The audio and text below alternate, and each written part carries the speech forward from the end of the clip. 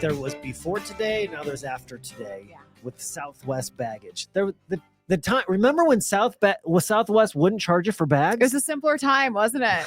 Yeah. You could just walk right to the gate. Oh my God. We're going to be telling our grandkids about that. Honestly, back in the day. And then today is the day that we've dreaded since March. I know. Any flight booked after today, you do have the Southwest charges now for luggage, unless you have the credit card. Do you have the credit card? I do. You like it?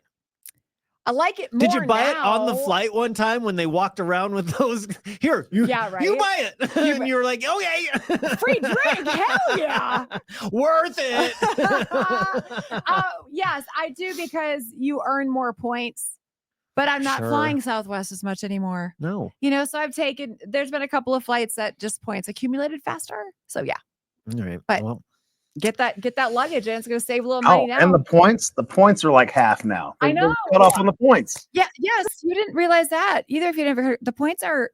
I have points that I need to use. Use them. Are they going to go away? No, but you're just not going to accumulate as fast. Oh, okay. Yeah. So even the credit card now, the benefits aren't. It's a mess. It's a mess.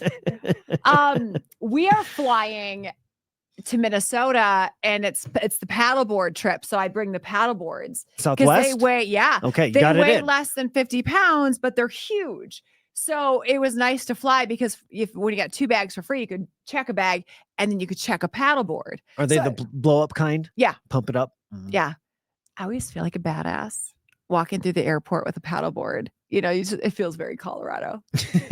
I'm not from around here. I'm from Colorado. You can see by my paddleboard. My paddleboard screams Colorado. Yeah. I mean, I don't want to. Do you want to? We can talk about it. I've got new information. Words we use for our private parts. Today on the show. Our no spots. Today on the show, very innocently, there was a question asked in $1,000 Minute. And one of the questions was, what state does the Mississippi River start in? Minnesota. Very, very good question. Innocent question. Yes. I was like, oh, you guys, I knew the answer to this one. I didn't have to look it up. Yes. Minnesota. And Big Mike innocently says it's just a tiny trickle that starts in Minnesota. And Trickle. you lost it. I haven't heard the word trickle in a while. It's just a tiny trickle from a river. And it triggered because it rhymes with a word that I called and my parents referred to growing up. So you have And the word is triddle. Your mom called your thing a triddle. Yeah.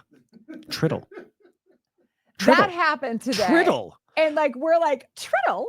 I don't even know how to spell something like that. I never heard the word triddle. And I believe very much the more we talk about our childhoods, the more similar our childhoods were with some of the things that, like the weird things. But I was like, so the naming it, we'll get to, how we relate on that in a second. But triddle, I had never heard. So I looked up triddle, meaning, which is a dicey game at work, because who knows what actually it is. Yes, which is why when Big Mike left the room, I did it on his computer. Triddle slang, go. Image search. Triddle just means it's an old-fashioned word for gossip. Okay. Okay. Trittle is That's how I spelled it. How you spelled it. Yeah. Okay. Which I think is the right spelling of this made up word. And then Triddle is also a politician from Arizona. Stop saying Triddle. So that means your thing is named after something people would gossip about. I believe it.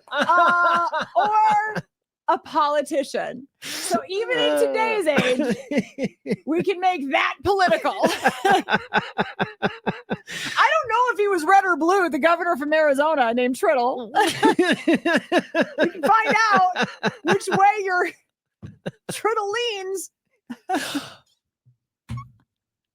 Did your mom heard Triddle? us? Yes, Triddle. So my mom texts in because she's a fan of the show. She was That's listening nice. this morning, and she said, it's really long. Whoa, that's a long response, Mom. I was really hoping when you said your mom was into emojis, I was really hoping for some on this one. No emojis. I have to be honest, I didn't see any. She said, Triddle. That is actually a term that came from your dad as he was growing up, because that is what his parents call his private part. Okay. Triddle. So it's been passed down now. It's generational. Nobody used actual names of that body part back then, at least not in either one of our families.